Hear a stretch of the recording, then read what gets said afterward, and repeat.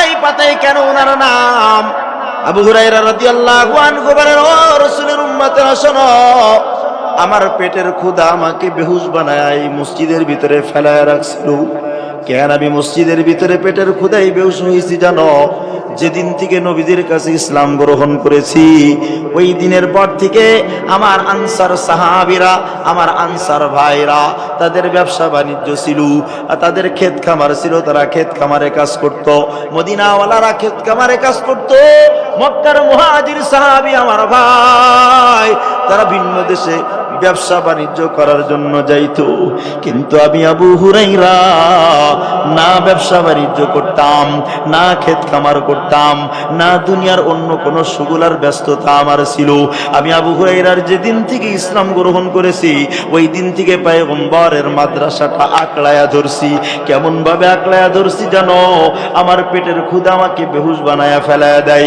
আমি আবু হুরায়রা মসজিদে এই মাদ্রাসা ছেড়ে বাহিরে যাই না। আমি আবু হুরায়রা রাদিয়াল্লাহু আনহু এই নবীর কাছে থেকে থেকে থেকে থেকে আমি হাদিস শিখছি। একদিন পয়গম্বরের কাছে আবু হুরায়রা বলে, ইয়া রাসূলুল্লাহ, আপনার থেকে হাদিস শুনি। ওই হাদিসটা আবার বসে বসে সবাই মিলে তাকরার করে একজন আরেকজনকে শোনায়। ও পয়গম্বর, কিন্তু এরপরও আমার হাদিসগুলো মনে থাকে না। এবার আমার দিকে তাকান। আল্লাহর পয়গম্বর বলে, আবু হুরায়রা, আমার সামনে একটা রুমাল বিছাও। ওই রুমালের উপরে আমি এখন একটা ফু দিব। ওই রুমালটা তুমি যদি তোমার বুকের ভিতরে লাগাও, জিন্দেগিতে আর কোনোদিন আমার থেকে যা শুনবা ভুলবা না। আবু হুরায়রা রাদিয়াল্লাহু আনহু বলেন, আমি রুমাল বিছাইলাম। আল্লাহর পয়গম্বর রুমালের ভিতরে একটা ফু দিলেন।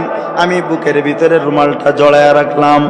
ওর পর থেকে আর জিন্দেগিতে নবীর মুখ থেকে যা কিছু শুনছি, আমি আবু হুরায়রা কোনোদিন আর ভুলি না। বলেন, আবু হুরায়রা রাদিয়াল্লাহু আনহু ত্যাগ করলেন 3 বছর কিসের জন্য?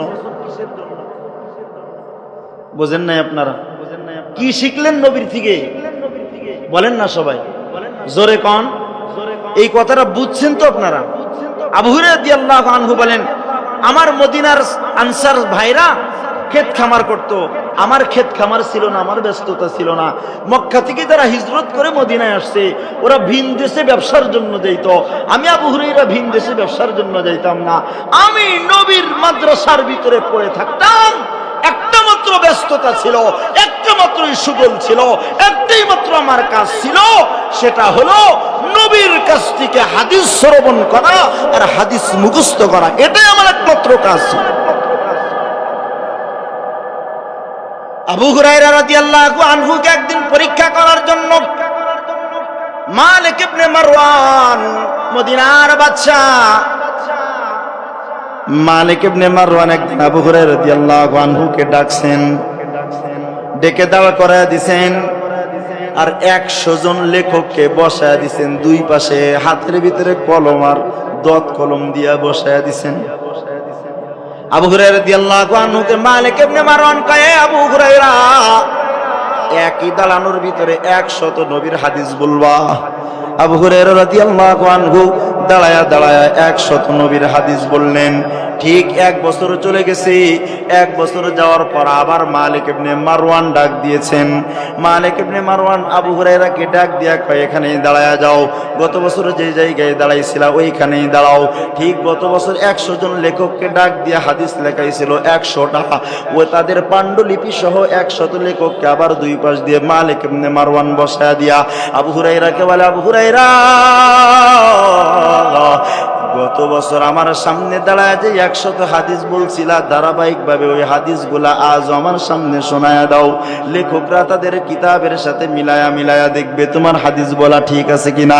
ঠিক 1 বছর পর আবু হুরায়রা রাদিয়াল্লাহু আনহু গত বছর দাঁড়ায় যেই জায়গা থেকে হাদিস শুরু করে যেখানে শেষ করেছিলেন, ঠিক 1 বছর পর ওই জায়গায় দাঁড়ায়া হাদিসগুলা যেখান থেকে শুরু করেছিলেন আর যেখানে শেষ করেছিলেন আবু হুরায়রা, 1 বছর পর ঠিক একইভাবে শুরু আর শেষ একেবারে পয়েন্টে পয়েন্টে মিলায়া বলেছি।